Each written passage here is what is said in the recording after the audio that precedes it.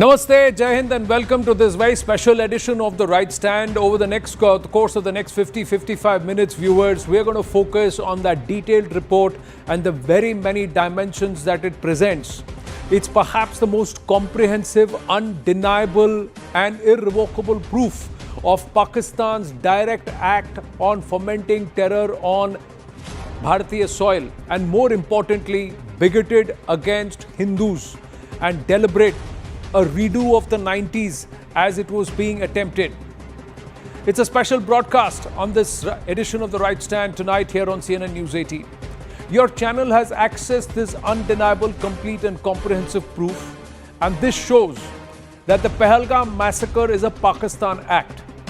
Images and information are mega proof that the command came from Pakistan, that the perpetrators came from Pakistan, the handlers were in Pakistan.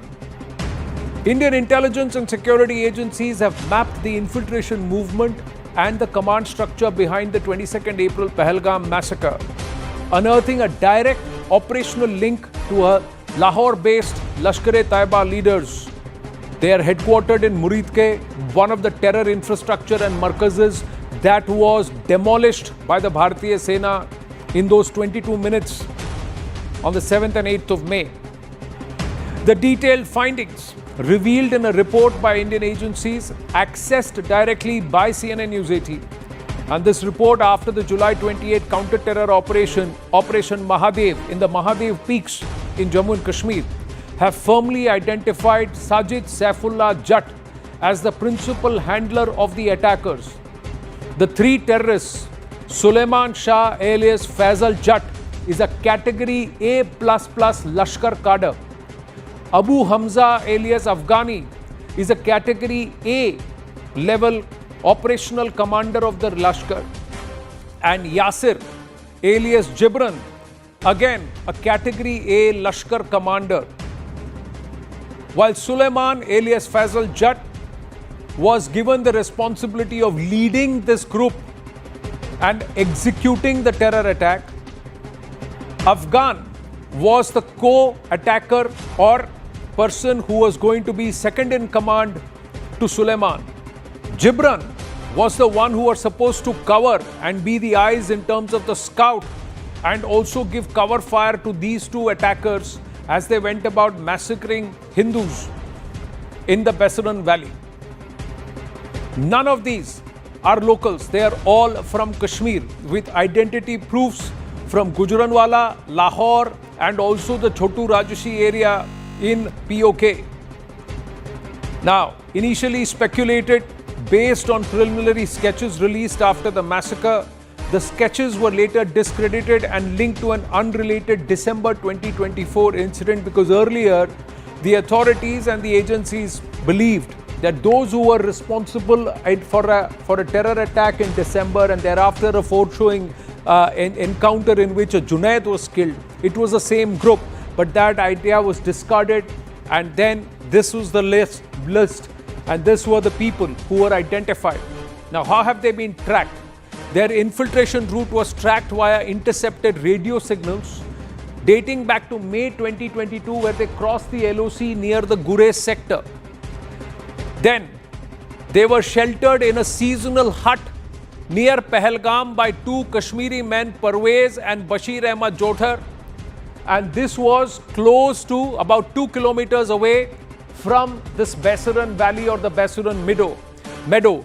But from May 2022 to April 2025, these terrorists had been operating in Jammu and Kashmir and loitering around in Jammu and Kashmir. They confessed on aiding these people on the 22nd of April. They trekked to the Bessaran Meadow on 22nd April 2025. The butchers carried out the attack and fled northeast towards Dachigam. Interestingly, the infiltration route was tracked via intercepted radio signals. This year, terrorists were sheltered in seasonal hut near Pahalgam. Parvez and Bashir Ahmad Jothar sheltered terrorists. GPS data was accessed from the attackers' Garmin device. All logs from a Huawei satellite phone established the terrorist movement. It also established the linkages to the operational control based in Pakistan. The forensic analysis also showed that the ballistics match between shell casings had the same, marks that come out when it is fired from the same rifle. 3 AK-103 rifles were recovered. The DNA of the slain terrorists matched with the blood traces from the attack site. Now, a micro SD card was retrieved from a damaged satellite phone, and that contained NADRA biometric data. So NADRA is similar to Aadhaar. Now that confirms the Pakistani citizenship. It had fingerprint, next of kin, addresses, etc. And those addresses were in Kasur district and also Pak-occupied Kashmir and Gujranwala. Personal items like Pakistan manufactured chocolates further corroborated their origin, and this was linked to a drone drop that came from Muzaffarabad, and it was a package that was sent over, and that lot was also identified, the batch number, lot, etc. And this was a very popular brand of candy and some other Pak-made eatables. Traceable consignment shipped to Muzaffarabad in 2024. Sajid Saifullah Jatt, Lashkar South Kashmir Operations Chief, was identified as the key handler based in Lahore. Lashkar South Kashmir Chief based in Changamanga, Lahore. And how was this confirmed? The voice was confirmed via intercepted calls. The voice was confirmed via the satellite phone seized. Additionally, there is another Lashkar operative, senior person Rizwan Anees from Rawalakot, who actually coordinated the posthumous funeral prayers in absence, Ghayabana funeral, Ghayabana Janaza. And this was conducted in POK for the slain terrorists, the video evidence of which is present because that entire event was filmed and the agencies have that on tape. Let's go across to our guests. Lieutenant General D.P. Pandey, former GOC 15 Corps of the Indian Army. Ambassador Deepak Vora, former diplomat. Ajay Alok, national spokesperson of the BJP. And sometime we should also have Ahmed Ayaz, political analyst, joining us. And Zahak Tanveer is also with us. My namaste and Jai Hind to everybody. Thank you for your time. This is perhaps the most comprehensive proof, viewers and to our guests, that Bharat has been able to assemble perhaps far more comprehensive and detailed compared to the dossiers of the past. But Ajay Alok ji, there are still those who believe that this was an Indian operation, Indian intelligence op. There are those who have a problem by calling this Operation Sindoor and Operation Mahadev. There are those who believe that till the time we normalize equations with Pakistan, terrorism will never end. What would you like to say to them? Well, let me be very clear right from the beginning, the approach the Prime Minister has on this front. This is a new India. We are not going to take all those clippers what we used to rattle every time, send dossiers, prove Pakistan involvement, show the world that we are a very tolerant nation, show that we just don't believe in aggression and we can just take all the beatings we have taken. We used to beg in front of the world that have mercy on us. No, now we will not show any mercy. The point is very clear. If you attack us, we'll attack you with more vigor, and there is no place left in this world. I repeat, this is the Prime Minister's word. There is no place left in this world for terrorists who dare to attack India. We'll find them, we'll locate them, and we'll destroy them. This is the new India. As far as the inner political bickering goes, like people like Farooq Abdullah and others, that we should have talks with Pakistan, then only terror can end. No need. Absolutely no need. We are of the firm view that talks and terror will not go together. And now we have come up another doctrine, that water and blood, they also won't flow at the same time. So the objective is very clear. What problem we are facing right now, what we have seen in Pahalgam attack, like what you are showing also, that still sleeper cells in this country are active. Don't forget, I'm not talking of Kashmir. I'm even talking of Darbhanga module, Bihar, from where I come, where an IA has busted, where lots of sleeper cells were found. And these kind of sleeper cells are active in almost every part of the country in the form of either Rohingya or Bangladeshis or infiltrators, or from someone within ourselves only, in lure of power, in lure of some power, or in lure of some money, or whatever, any kind. So the Indian intelligence is very much focused on identifying these persons, these people, their hideouts, and carrying out operations. It's not a one-day operation. That Operation Sindoor happened. We attacked Pakistan and everything went off. No. It's a continuous process and we have to monitor all the time, 24/7. Ajay ji, see, it's just the five of us all through this conversation. Ahmed Ayaz will also join, so it will be 6. But we're dedicating the full hour and we'll just break it into multiple aspects. The first part is the local aspect. Then we'll get into the international and the geopolitics of it one by one to all our viewers and to our guests. But I want to start with this question. Do you believe, Ajay ji, and then we'll take this to the others, that these kind of apologists, people who give these elements cover fire, people who will always try a way to try and make sure that there is a certain level of sympathy, empathy, that is, should they be branded OGWs? Should they be treated like OGWs? What's the difference between an OGW who's giving these terrorists shelter and one of these netas and apologists who are giving them cover fire? Both are protecting such entities. So treat them as OGWs. What's your thought there? The problem with this country is, the problem here lies that in democracy, if it is a strength, then people use the loopholes of democracy to to just expose the weakness also. Now, people who are giving cover fire to these terrorists or whatever you say, OGW, whatever, why? I mean, what is the mentality and what is the psyche? Have you ever tried to just focus on that? Why they are doing it? I mean, what do they get? They do get the sympathy. They do get the sympathy for particular section of people who are residing in India. And see, this is not one-time problem. This is not a problem of last 10 years or 20 years. This has been a problem in India before the partition. Even after the partition, if you remember, Pakistan always wanted that east-west corridor. If you remember, before the partition, when the election happened, majority of Muslim population of Uttar Pradesh, Bihar, Bengal, Jharkhand, undivided Bengal, what you say, they voted for Muslim League, but they chose to stay back in India. And then the Pakistan was created, and then also East and West corridor was there. So we have to understand the reality of our country. Even at 82% or 16% of Muslim population, we have in those 16% of population who still thinks sometimes in favor of radicalism, who still thinks that we should have association with Pakistan. They have marriages in Pakistan. Just during Operation Sindoor, when the crackdown started happening, what we realized, I mean, in every corner, we were finding Pakistanis living without visas. There were marriages. There were people association.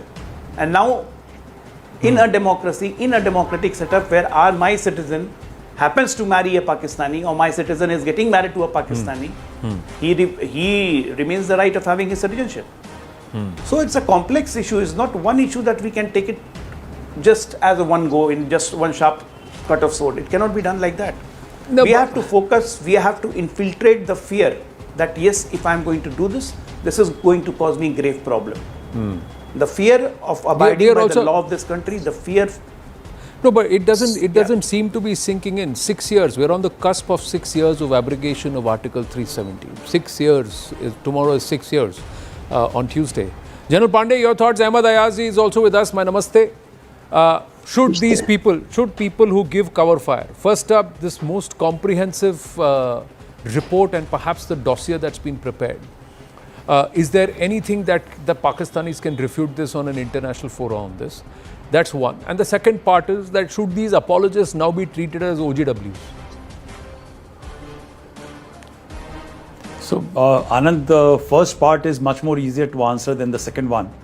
Because I think we can fill a White House or a Pentagon itself with the proofs which have been given by India to the world in terms of each and every terror attack which is emanated from the soil of Pakistan. In fact, they can fill their own buildings by how many terror attacks is emanated of Pakistan towards the Western countries and how this state has been a fountainhead of terror. So let's keep this aside. But coming to the instant case, I think the government has tried to give rock solid proof to everybody who are the apologists. And I don't think they are looking to tell the international audience, because they know the terror is coming from where, and this Pahalgam dastardly or the brutal murders have been done by terrorists who have come from Pakistan. But it's more for the internal audience, I guess, that they have to generate these proofs, and how sad it can be today that the government of India has to prove to their own people that these terrorists have come from there. Everybody knows it. So three facets will come out very clearly, and rock solid is the tech forensics, the digital footprint which has come about in terms of satellite tracking of the infiltration track which has come out of this group which has come from North Kashmir, from the Gurez Valley and into this area. The second is the communication which is taken between the satellite linkages which has emanated from this side and that side for basically coordination of the attack. So we'll keep this, but most important, the telling forensic is with the weapon which had been found by the terrorists who were killed in Operation Mahadev, and the ammunition which was found, the casing which was found at Pahalgam have matched. And these are all independent agencies where they are not under control of the political dispensation. They have come out with this sync thing. The second part, which is very important, is the human brief, because those two local boys who had fed them, looked after them for a day or two when these terrorists were on the run after the Pahalgam incident, have proved it quite clearly that these were the three men who came to them. They are also, by the way, Pakistanis. This point they had mentioned that about a month back when they had been apprehended by NIA, they had confirmed this fact that the three terrorists who were part of the operation were all Pakistanis, and thus the case was closed there.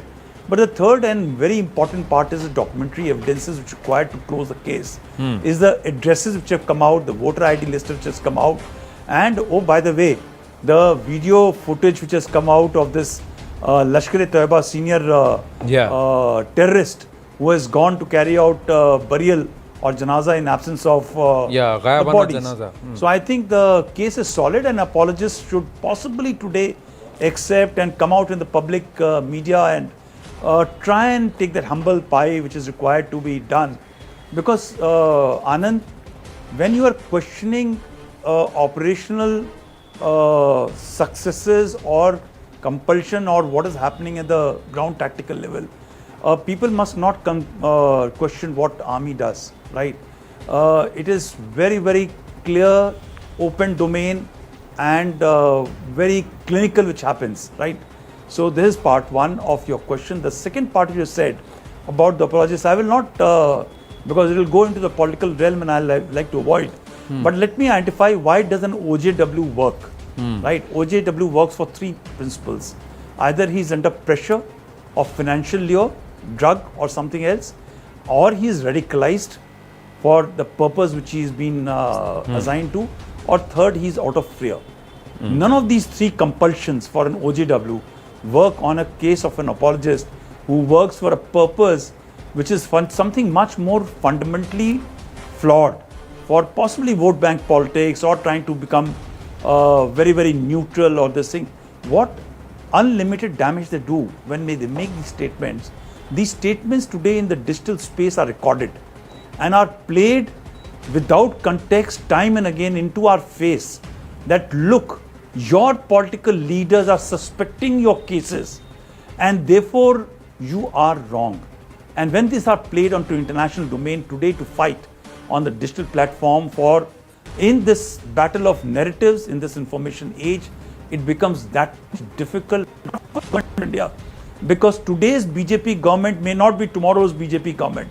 Somebody else will come, but the country will always remain as an institution. Yes. So people have to be quite sincere and conscious of what, I don't want to use loose comment, because it is, they have to be very careful what they speak out. Well, they have to be careful, or they know that what they are doing and they do it deliberately. Ambassador Deepak Vohra, thank you very much for your time, and then I'll go to Ahmed Ayaz and Zaq Tanveer. Does this pain you that people question? General Pandey, when he says that all of this dossier and all of this too is to convince our own internal constituency rather than the world. It's a sad state of affairs, sir. Well, first, thank you very much. Always a privilege to be with you, sir. And may I compliment you on the very accurate report that you put out at the beginning. That behoves you, sir. You are one of our best, as is your channel. So thank you very much. I learned a great deal from what you have said. Now, I'm just beginning to see that somebody says, wherever there is hunger and poverty, terrorism will come. This buffoon, I use the word deliberately, has obviously never heard of 9/11. Sir, the 15 Saudis who were involved in 9/11 came from very privileged backgrounds. He's obviously never heard of a character called Osama bin Laden, whose fortune at that point of time, 9/11, his family's fortune was close to $1 billion American dollars. A billion has 9 zeros. This guy doesn't know what he's talking about. I'm sorry to be firm and undiplomatic, but this is the kind of thing this is the kind of nonsense that we should expose. Similarly, Sri Lanka. Sir, do you recall the Easter bombings in Sri Lanka were led by a fellow whose father earned upwards of $500,000 per month? And then he was dragged into terrorism. So there's no link between unemployment and poverty and terrorism. When I joined the Foreign Service, we were told that Pakistan's stability was very important for India.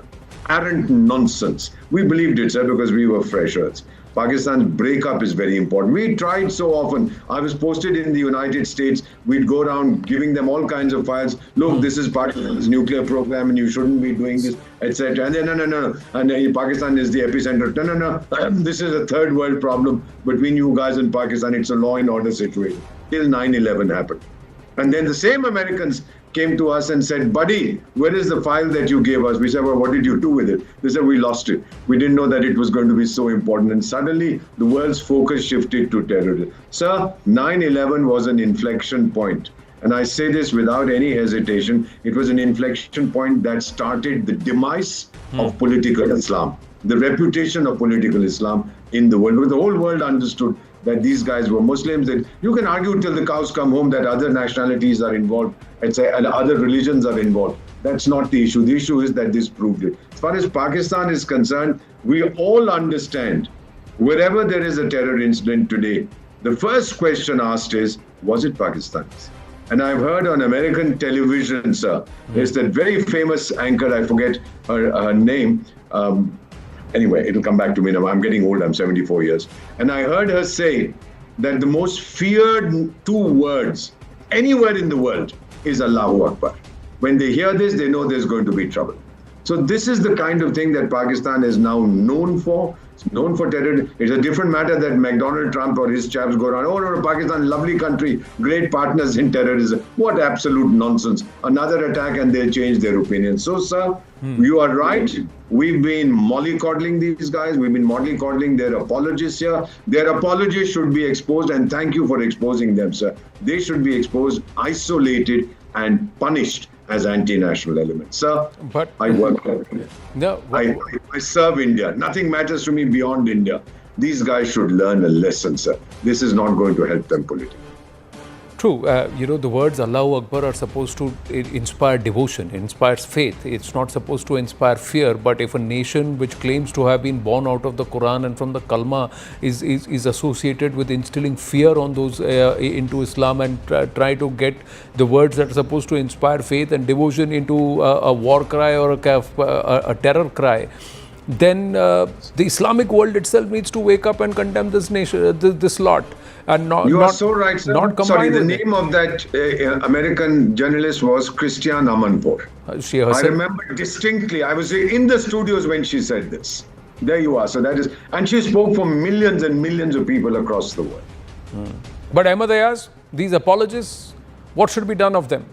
Despite all this proof, those who deliberately sow seeds of doubt. See, as regards this Pahalgam, there is nothing to counter whatever reports are there, that whoever people are involved, there is no reports to counter that claim that whoever those people are there. But the point is, it's the agencies, the departments, the government, which should well explain to the people, to the world, to all of us rather, with credentials, with proofs, what's what. And I don't think there should be anyone who must, unless they have an proper proof to counter the claims, whatever apologists you call, or whoever. But this also is there, as explained well by General D.P. Pandey, that it's there that if somebody you feel that somebody comes forward in support of these people, it could be under certain circumstances. Normally, it is not there. Everybody would like to have a peaceful life and like to progress and develop. But there are conditions where, as again explained by him, there could be reasons for some people to do it in their own way at an individual level. That cannot be ruled out. There could be such possibilities. But to say that en masse people are involved, as we say that it could be Islamic, it could be backed by this. I personally don't see that is the case. As long as you call of Allahu Akbar, and then that's in our daily life. The way non-Muslims have, Hindus have, Jai Shri Ram. I mean, this is in our daily life. When we pray, when we eat, when we move, that has nothing to do with that is exactly what I'm saying. If you try to weaponize Allahu Akbar as a matter of trying to do, kill somebody, and you're weaponizing the words Allahu Akbar, then the Muslim nation itself and Muslims across the world should turn around and say you cannot use this. If you use tenets of the Islam from the scriptures to radicalize, to try and weaponize minds, and to try and create this entire divide between societies, and say that those who are non-Muslims need to die, and this is the only part of the scriptures that I am going to teach, and that's how I'm going to radicalize, then the Muslim society has to stand up and say no, that Islam evolved over 200 years, Islam can be progressive, and we got to be progressive the way you look at it. But if you decide not to do it, then it's a problem. The other thing is, sir, those who doubt, what proof do they have to raise any of their claims or to sow seeds of doubt? Who are those people who raise these doubts? How can they get away by just saying maybe and therefore and not show any proof and put the burden on proof of those people who are actually doing the act on ground? How is that fair? Zahak Tanveer, and then I'll go back to Dr. Ajaluk. Zahak Tanveer. Thank you so much, Anand, for having me on your show. I just heard you saying that opposition has been calling this as a drama. But back in 2001, 2002, I was in Hyderabad, and I have experienced this firsthand. I've seen this myself, and I rely on empirical data. I have seen people getting radicalized. I've seen people joining Al-Qaeda and LET right from India, right from Hyderabad. They would travel to Malaysia, and from Malaysia, they would go to Pakistan to get the training from the ISI. And this was the time when you didn't have WhatsApp, you didn't have Telegram, you didn't have all these communication devices and tools. And this is the time when the people whom I used to pray with, and I would find them the second day, third day missing. And after 3 months or 4 months, we would come to know that this guy went to Pakistan via Malaysia or Indonesia for the ISI training. And they would come back, and the agencies in India would track them, and some of them would be hand down, and some of them would surrender, and some of them would confess. So when people, say that maybe or may not be, some people, they come up with the conspiracy theories. They say, no, this is the Modi's drama. He's trying to put this up because of the Bihar elections, because of that election or this election. I don't really believe that, because I have seen this firsthand happening in my own community, in my own locality, in my society, and I have seen this. The second thing I would say that about 15 years ago, there was a Pakistani scholar called as Sheikh Tawsifur Rahman, and I met him in Saudi Arabia. I met him personally in Saudi Arabia when I was in Saudi, in Riyadh. So 15 years ago, he said that the jihad in Kashmir is not the jihad, is the Pakistan's political game. And second thing he said was Pakistan ISI and Pakistan Army has been training, funding, and even publishing the literature of the Kashmiri militants. And another point, he said that the Kashmiri militants who die fighting the Indian army, they are given stipend every month by the Pakistan ISI and Pakistan Army. This is what he said in a mosque, in a masjid in Saudi Arabia, full of the Indian and Pakistani Muslims. And when I heard that, I met him personally in 2017 and 18, and I asked him that, is this true or is this out of context? He said, this is true. This is exactly true, because he is the brother of Sheikh Tayyibur Rahman and Shafiqur Rahman. These are the prominent scholars of Pakistan. And because of this statement, he cannot go back to Pakistan. He's just roaming around in the Gulf. He cannot go back because he has threats. So this is the reality. This is the home truth. Unfortunately, we are brainwashed to deny this, and in everything we try to see conspiracy. Be it 9/11, we said the 9/11 was an inside job. And by the way, this is a pattern. This is a repeated pattern. Max Abrahams, an American political scientist. He said that this is a pattern in Hezbollah, this is a pattern in Hamas, this is the pattern in the Pakistan-backed terrorist organizations. First, they attack and they test the waters by checking how the people react. And after it, they claim or they disclaim. They say, no, we didn't do it. We didn't do it. This is an inside job. The government did it. The agencies did it. The army did it by itself. So this is the common pattern which you find among the terrorist organizations. So this is my observation, and I would definitely say that the data is open. The voter IDs, as you mentioned, the chocolate wrappers, it's all evident. And you bring up all these evidences, as Mr. Pandey just mentioned, that the White House is full of evidences, and they have been denying it for a long time. So this is the time India has come up with the real data. Yeah. So what are we going to do about it, Dr. Ajay Alok? Let's take the conversation forward. So the domestic constituency has got the proof. The domestic constituency still has doubters. We've got to deal with those doubters, yes. Let's internationalize it. So what next? What is Bharat going to do next? See, Anand, a lot of waters have flown into Ganges in the last 11 years. Like if you see confiding of terrorism and improvement in our security apparatus and intelligence gathering, today the terrorism is confided just in Srinagar and Kashmir. It is not spreading all over India like what we used to see 10, 11 years ago, that bombing in different kind of cities, bombing at Ayodhya, bombing at Varanasi. It's not happening anymore. So intelligence people are doing their job very nicely. And now even on Kashmir, after removal of 370, there is a lot of improvement in the infrastructure. See, we cannot forget that even if there is some portion in our population of country is not of India's mindset, we have to accept it. There are people in this country who live in this country who take all the advantage of this country, but they still do not consider themselves as an Indian. Those people are definitely a threat. And our agencies and our intelligence network is keeping a close watch. And as a result of what we are achieving success. Now comes here the political story. Now these people are backed by our political parties because of their vote bank politics. Like I'll give you a small example of SIR going on in Bihar. What is this happening? I mean, the whole opposition is just shouting about SIR, and we are finding our Deputy Chief Minister with 2 voter ID cards. So if a Deputy Chief Minister can have 2 voter ID cards, why can't a Bangladeshi or why can't a Rohingya can have multiple voter ID cards?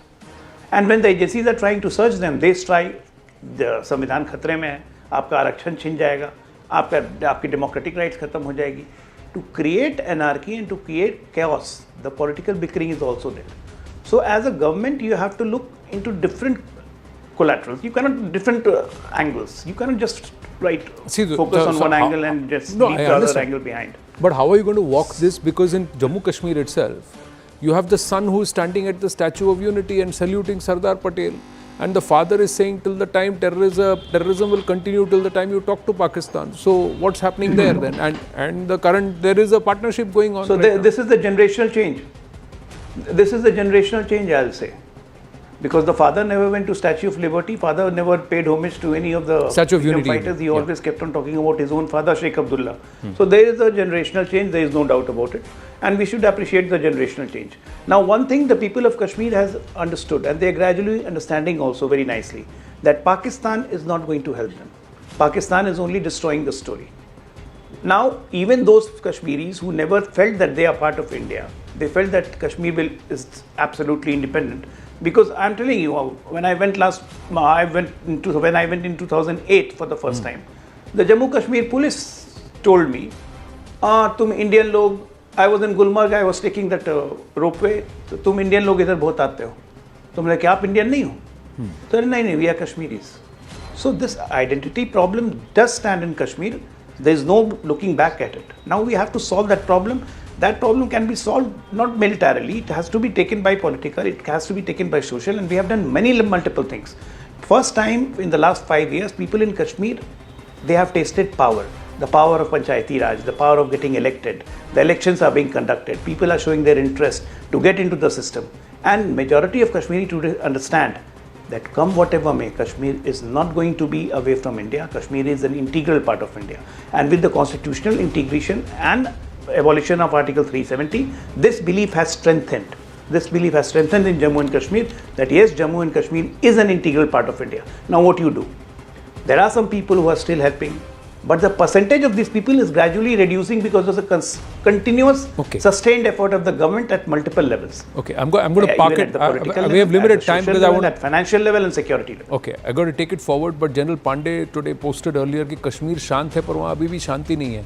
And this is because that the government should not rush to restore statehood in Jammu and Kashmir, because many believe that the elections itself that took place right now under the aegis of the Supreme Court were ill-timed and hasty. There should have been at least 2 or 3 more years before the elections happened, because Jammu and Kashmir was not ready for it.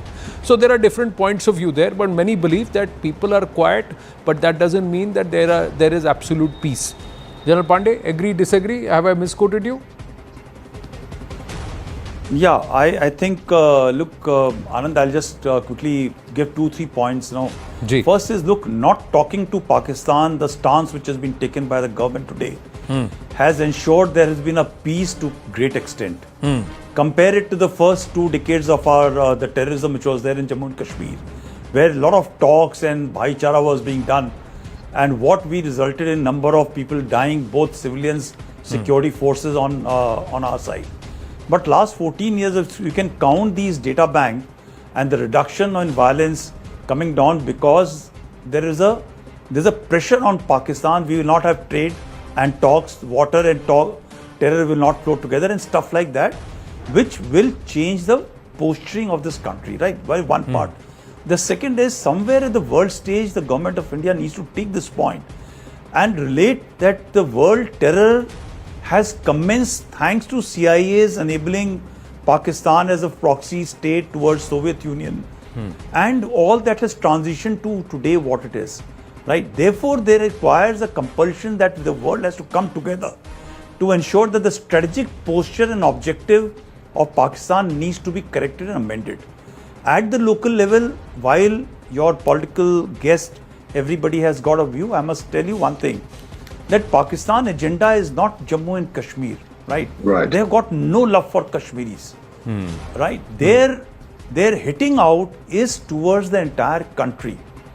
And today, while people may feel, right, and I am talking of on ground, there is a radicalization which is happening on the digital of a younger generation, which we don't understand how it is happening. So while there is a huge number which is with Bharat, right, but that one little small percentage you make, let's put it to 0.1. When you put a 0.1 to 14 lakh population, the numbers comes into thousands. Yes. And those numbers are extremely dangerous. And before I wind up, virus of radicalization virus, gentlemen, only mutates. It waits for time. The moment this pressure which the government of India has today goes out, it will come out in a newer form, more virulent, more dangerous. So whenever they have to take a chance, this thing, they have to be very careful what you do. A fair point, and the vaccine has to be very, very potent. It cannot be. It cannot be just to address a certain cause. It has to reduce the entire certain effect. It has to, totally dealing the entire cause altogether, and that's a task. Even ahead of the 6 years of abrogation of Article 370, there is a rampant misinformation campaign that's currently going on in Jammu and Kashmir that's been called out and outed. And it's all emanating from some of the Islamist nations, and it's coming from the neighborhood and where the radicals are operating, but they are trying to manifest themselves as locals, as from Jammu and Kashmir, and it's happening as we do this broadcast. So that's how intense and serious this issue is. Let's move the ball forward. What does this do vis-a-vis the FATF case? And Bharat's case against Pakistan has been very, very strong. Let's try and understand this and why. Here at CNN News 18, we believe that even as the FATF is going to pay a visit to Pakistan, should Bharat now very clearly underline that Pakistan deserves to be blacklisted, not even grey listed, but blacklisted. First reason, Pak voter IDs of attackers pointing to official complicity. Second, Lashkar attackers linking Pakistan directly to the global terror networks, and Lashkar linked very clearly to the Pak military. Because of that janaza and the pictures that we saw in Muridke and the doles that have been given by the Pak army to the Lashkar Markaz at Muridke.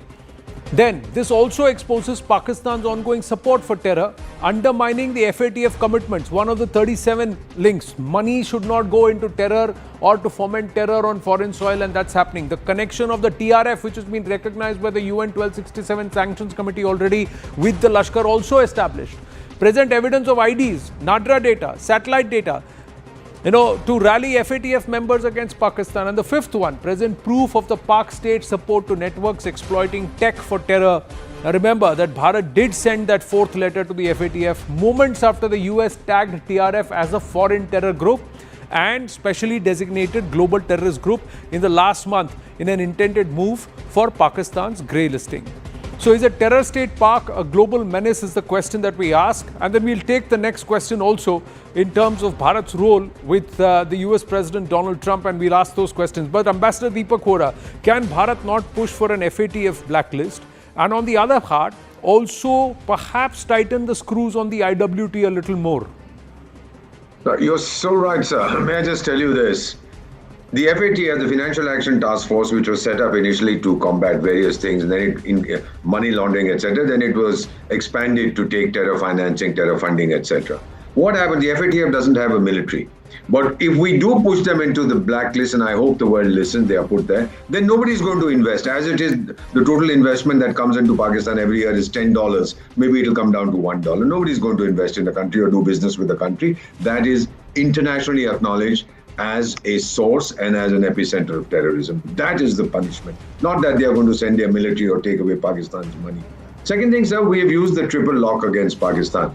The first lock is diplomatic. They are isolated internationally. All your delegations that went, and I know this, sir, I'm special advisor in Africa. I know that they've been eminently successful in convincing the world that these guys can't be trusted. Second, sir, is the economic lock. You know that they are broke. And when you talked about the Indus water treaties, sir, give me a year. I'm special advisor in that area. Let me tell you, sir, that once the water dries, the Indus River, if you know, flows through Khyber Pakhtunkhwa, then goes through Punjab, and then it goes into Sindh and to the Arabian Sea. It dries before it hits the Arabian Sea. These provinces, when no water comes, will be at each other's throats, sir. The Khyber Pakhtunkhwa region will be slaughtering the Punjabis will be slaughtering the Sindhis, and vice versa. You are going to see this in 12 months. That is the economic lock. Finally, the military lock, as long as India has outstanding sons like General Pandey, we know how to deal with them. Will Pakistan relent? No. I talk to many people, you talk of the ideology of Pakistan. What is the ideology? They say to trouble and destabilize India. It doesn't matter, we get destroyed in the process. But we will not let you live in peace. With that mindset, sir, happy birthday to anybody who thinks that talking to these fellows is going to change the situation. I rest my case. No, true, but then why is it that geopolitically Bharat is not upping the ante? Why is it Ambassador Deepak Hora and then Zahak Tanveer and then Ajay Alok and everybody else, General Pandey and Ahmed Ayaz? Why isn't Bharat asking Donald Trump, you want Nobel Peace Prize because you had a 19% tariff trade deal with the Pak terror state? You've got sanctions against Iran, but you don't have anything against Pakistan. So Iran is a terror state, Pakistan is not. And you want a Nobel Peace Prize. Why are these questions not being asked of Donald Trump, and why is he not being cornered there? Let me put it to you like this, sir, that we don't believe in megaphone diplomacy. We do things very quietly. We do things under the radar. That is what Chanakya has taught us. We will deal with them. We've made it clear. People are telling us, why didn't you call him a liar because he said I did the mediation, etc. Well, that's not our style. We'll just give our point of view. And on a lighter vein, before I end, I might say that all that you've read about the Ramayana and the Mahabharata is not true. There was never any battle in the Mahabharata because Donald Trump mediated a ceasefire. Nor was there a battle between Ram and Ravan because Donald Trump mediated a ceasefire. A man is a buffoon, sir. I mean, there's nothing that you can do. Best is to do it bilaterally, quietly, and the world is getting together. Social media is so powerful. I don't see anybody saying that he's a good guy. Everybody says, give him a job in the local circus. But that's not what I'm saying. The social media does this. So I believe that we are achieving our aims. He himself. Many people say he is America's worst enemy. No, but these are questions, Zahak Tanveer, that can be asked of China also. China is openly engaging with a terror state. It is sitting as a chair of the UNHRC. This is a terror state. This is open proof. So should this not be amped up across the globe? Or is it going to fall on deaf ears because it is India that's making the noise as far as this is concerned? Indeed, India has been making noise for a long time. And India has submitted dossiers many times on FATF and in 2018 and 2022 as well. And it comes down to Pakistan. And as Mr. Deepak just mentioned, that once the water is khalas is done, then they come up with the same ideology. They don't need water. They don't need bread. They don't need anything. They only focus on bleeding India with 1,000 cuts. And this is the ideology they survive with. And China is manipulating them, exploiting them, and using them for its own interest. And China has been spending a lot of money on that. And for FATF, India alone cannot do it, especially when Pakistan has Turkey and China shielding Pakistan. So it's very difficult, India alone doing that. But what about Right. China? But what about China, Zahak Tanveer? Why is India not asking China any questions? Is it unfair to ask those questions? Is it unfair to try and make a case saying that the more you back this because of your CPEC project, then we will activate a lot more in Tibet and we'll do a lot more in Turkestan? Yeah, that's true. But the diplomatic circles can better answer this question: that why India is not forcing China, or why India is not asking these questions, these hard questions to China. Well, you also escaped that, so let me swing that back towards Ambassador Deepak Gora and then take it forward to the other panelists. Yes, Ambassador. Oh, sir, what do I have to say? We do. Coming to you, General Pandey after this.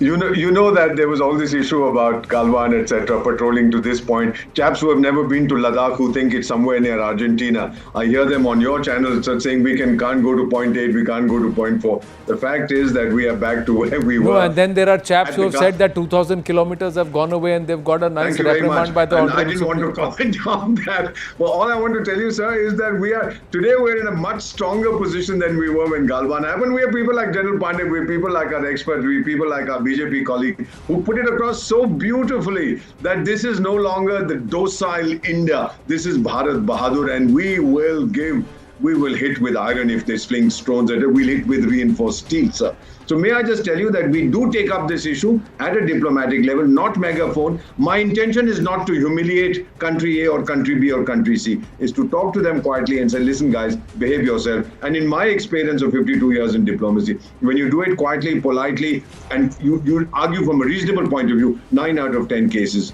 they listen, sir. Yeah, but there is also the social media footprint. There is that entire generation that is consuming everything on social media, and that residue, those ghosts remain there. General Pandey, you made that reference elsewhere, but that reference remains here. Diplomatically, strategically, Maldives may have turned around, but what stays on the social media residue is the Prime Minister landing at Lakshadweep and what Muizu said to get into power, into a place in power, where he said, India, go back. Or get out India. So, when that discourse in that sphere is happening, in that ecosystem is happening, that entire world is happening. Many would say it's an artificial world, it's a digital world, but the world is going digital and a lot of the conversations are happening there. So, where do you stand on this? General Pandey and then Dr. Rajayalo. Yeah, so look, Anand, firstly, ideology and reality are two different facets, right? So this is happening internally as well. So while people on to left, right, center may be castigating the government of India today for various actions, but the fact of the matter is that they also know the reality in their heart, what is happening. So let's talk about the world part. Let's give the credit to diplomats who are not seeking credit actually today, and it is much more easier for us to run them down. Deepak Vora sir, you are not a normal diplomat, you are quite vocal one, right? so Is that a complaint? Let's see. While No, he's also become vocal once he's it is, sir. once he's now operating in the shadows. It is very important to have a vocal one at times, sir, because otherwise, who will hear what diplomats are doing? The bottom line is that today, even when Trump was actually engaging with Pakistan, they have also designated TRF, which Pakistan did not allow, along with Turkey, to be designated as a terrorist state, as a terrorist organization. Foreign terrorist organization. In variety of, foreign terrorist organizations. So, that has come about in this same period when we are looking at a very open engagement by the Americans for whatever constraints are today. Second is, there is a country which wants to play proxy, right? like so many other elements, if they want to destroy themselves as a proxy of America or China, they are bound to be used. So somewhere I think we should, while we must try and push them into corner, we should not get too subsumed by this entire thing called Pakistan or Pakistan as a terrorist state. So there should be an element which should keep on batting, but India should look at the larger picture of growing faster, growing in terms of entire dime tea spread. Because the moment we get too tied down to Pakistan, trust me, our levels will come down to that level, and I think this IWT which has been taken care of will push the country to a brink. There is enough happening in this country which they are unable to handle. Allow them to get destroyed even if they are being proxy of this thing. The compulsion of Americans was something else, right? It was Iran, and we talked about it in our previous conversation. It allowed them, but as the time will pass, and you look at the switch, you look at this character Munir, he is running, being called by the Chinese, being thumped on his knuckles, he's being called by the Americans to do X, Y, Z. Trust me, they are not in a good situation diplomatically, even while playing proxy onto either side. Coming on to the China part, why should we approach China for putting this gentleman as a group? China has not ever talked of terror attacks anywhere for any country in the world. They are pure businessmen. They will go and shake hand with a terror state, terror organization. They will bide their time because they are quite focused, unlike us. They are focused into the growth and to compete with Americans in next 10 to 15 years. They don't concern themselves that Iranians, Syrians, ISI, Al-Qaeda are operating anywhere in the world. They are totally concerned about the resources. Absolutely. Apna fayda dekhte hain. Apna fayda, apna dhanda The moment we say that we are going to involve China into this game, I don't think so they are going to come around, and they are not interested. Oh, by the way, if Pakistan is keeping us tied down a larger portion of our army, resources, intelligence, satellite pictures, technology, to focus our energy of diplomatic and political, economic into Pakistan, they are allowed to play the game free. Yeah, this should not happen. It frees the Chinese. Yeah, it frees the Chinese a little more. Sir, China. Dr. Rajalok, final word. Pakistan being used from all sides. Word comes to mind. Tea paper. I don't mean tissue. Something else. But yeah, go ahead. Yes, go ahead, sir. See, a beggar cannot be a chooser. Pakistan is the habitual beggar, so he cannot be a chooser. Anybody who gives Pakistan something, Pakistan will toe the line. Pakistan छोड़िए, America और China को कैसे sort करेंगे? That's the point. Final 30 seconds. मैं तो ये कह रहा हूँ, आनंद, the problem is, अगर आप इसको broader issue में देखेंगे तो दो ही problem है. The religious war, which is happening within India and outside India, and second is the economic war. What do you think this China or America, for that matter, any country is happy with India's progress? No one is. No. No one is happy. Nobody wants that India should become fourth largest economy in the world, and in the coming days it should become third. And let me tell you, the more stronger we become economically, militarily, the more our problems will start going down. The only solution to work in this, that we should concentrate on our within the country itself, forget about external pressure, strengthen ourselves, build our economy, develop more trade relations, open new market like what we did in Africa. Now, what happened in BRICS? The BRICS criticized completely the Pahalgam terror attack. And what happened in STO? There was no mention of terror, so India just refused to sign the resolution. Right. So we have to keep our point in a very strong manner, and we have to build ourselves. Right. Let's not be negative. Let's be positive over what we have achieved in the last 10 years. Right. Thank you. Engaging conversation as always. Veer Bhogya Vasundhara. Only the strong will be spoken to, or shall be spoken to. Let's end on that note, and we'll take this conversation of recalibration and economic nationalism in the coming days. Thank you very much. Namaste. Jai Hind.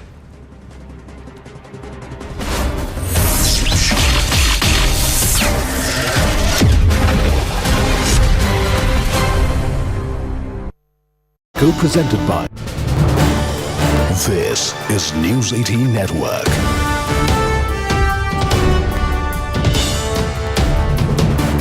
India's largest news network. Because absolutely. The very fact that, had 4 results out of the 5 test matches, even that one draw was a hard-fought draw. And other than that, we've just had so much to talk about, so much drama in this series, so many lovely performances. All of those test matches, India has been in the mix. Some didn't go their way, but to come back in the final test match, really with the sword hanging over you, stupendous performance by the Indian side and the young of the Indian side. I asked Memen, senior journalist, is also joining us. I asked, we were talking about exactly this. A lot can happen, even if you need 30-odd runs, but with just 4 wickets in bag. Oh, absolutely. I thought, the key was getting an early wicket, in the first 3-4 overs, and that happened.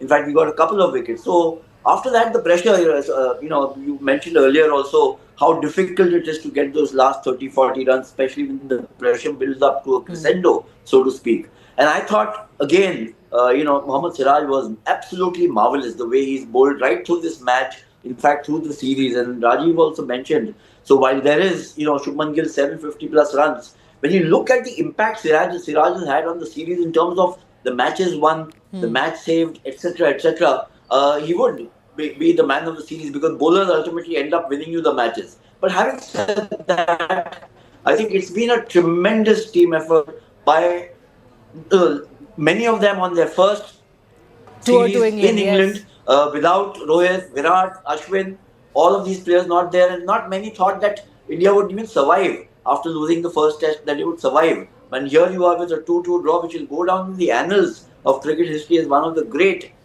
contests that we've seen.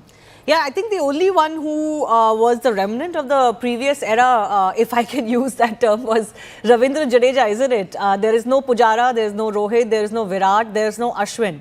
The last time, we played, it was only really Ravindra Jadeja. Of course, Ravindra Jadeja has played even as far back as 2014 in England. And that was also a pretty exciting series to watch as far as the India-England battle is concerned. But, this is what young blood has really proven itself for Ayaz, because I would say that when they started out, yes, we had our own issues in the fact that we knew that maybe Bumrah will play only 3 of the 5 test matches, so we had to be very careful with him. It turned out to be exactly that. We knew we didn't have a lot of batsmen who had played in England before, but even England wasn't at their fittest or fullest, right? What has to be said though is that from both sides, even if you look at that, that win that England managed, where Jadeja and Siraj, in fact, 2 super players in this series, were on the pitch trying to get India that win. All of those moments, the banter between the 2 players on the pitch and, for others as well, there was just so much drama happening as far as this series is concerned. That just goes on to show the heart and the character that each player brought in. I think so. I think that, they just took it on themselves to put up a really great show, be extremely competitive. I mean, there's not been one session which hasn't been enthralling, right through the series. And that's difficult to sustain, that kind of intensity. Remember, in this match, you're without Bumrah and Rishabh Pant, 2 of your best players, and then you go on to win the match and level the series. Yes, of the old guard, which you mentioned, Jadeja is still there. Rahul is there. KL Rahul has played in England earlier and he's had a marvellous series also. But I think the overall scenario is that after losing the first test, and especially with England scoring 373 to win that match, it seemed like, Baz ball will get the better of this new look Indian team very easily. It didn't turn out that way. I mean, England have had their own issues. They've had injuries, especially to Ben Stokes. I think Ben Stokes missing out this match was a very major blow, because Stokes has been by far their, the best player. He was their best bowler, yes, before this test match, yes. Best bowler, best batsman, influence on the field as the captain. Yes, absolutely, absolutely. Maybe he'll wonder a little bit if he had pushed himself and just kind of played, body on the line kind of an issue here. Rishabh Pant did it for India. Chris Wokes has done it.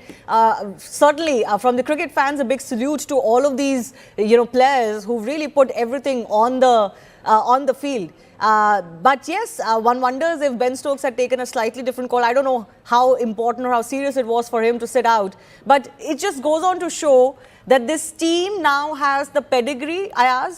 This was supposed to be that test, right? The start of a new era under Shubman Gill as captain, but also because the entire core of the team has changed. But before I come to you, Ayaz, in fact, let me take this to Rajiv, because Does this team have that feeling around you there, Rajiv, that yes, ये नई team है, हमें prove करना है कि ये core अब आगे जाके कितना खेलेगा, कौन-कौन होगा, कैसे चलेगा, क्योंकि वही सवाल थे इस सीरीज से पहले.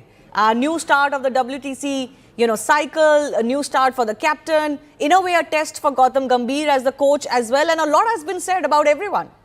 बिल्कुल, सबसे पहले तो गौतम गंभीर बहुत रिलीफ महसूस कर रहे होंगे, क्योंकि इससे पहले ऑस्ट्रेलिया में हार गए थे, उससे पहले न्यूजीलैंड से होम सीरीज हार गए, तो सबसे ज्यादा कोई रिलीफ होगा तो गौतम गंभीर होंगे, क्योंकि सीरीज लेवल किया उन्होंने. और जैसे कि आपने बात की ट्रांजैक्शन पीरियड से, देखिए इंडियन क्रिकेट इस समय गुजर रही है, तमाम जो सीनियर क्रिकेटर्स हैं, बड़े नाम हैं, वो अब टीम के साथ है नहीं. और ये जो रिले रेस होती है, एक जहाँ पे आप बैटन एक दूसरे को पकड़ाते जाते हैं, तो विराट और रोहित ने अगला बैटन जो पकड़ाया था वो शुभमन गिल एंड कंपनी के पास था, और बहुत अच्छा ये रिले रेस का स्टार्ट हुआ है. और जैसा कि अयाज सर और इससे पहले अतुल भाई ने जिस तरह से कहा कि ये अगले 10 साल तक ये टीम डोमिनेट करने वाली है, तो इसमें कोई शक नहीं है. देखिए, जब इनिशियली स्टार्ट आप अच्छा करते हैं किसी भी सीरीज की बात कर लें या किसी भी रेस में, तो फिर फिनिश लाइन तक पहुंचना थोड़ा सा आसान हो जाता है. और यहाँ पर अगर आप देखें, जो इस सीरीज की फिनिश लाइन थी, वहां पे आपको इस टेस्ट मैच को ना जीतना था ना सिर्फ, बल्कि आपको सीरीज को लेवल भी करना था. और जो कमाल का प्रदर्शन किया है भारतीय टीम ने,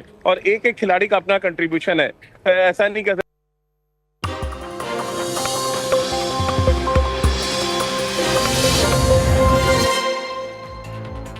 Good evening, you're watching Brass Tacks with me, Poonam Burde.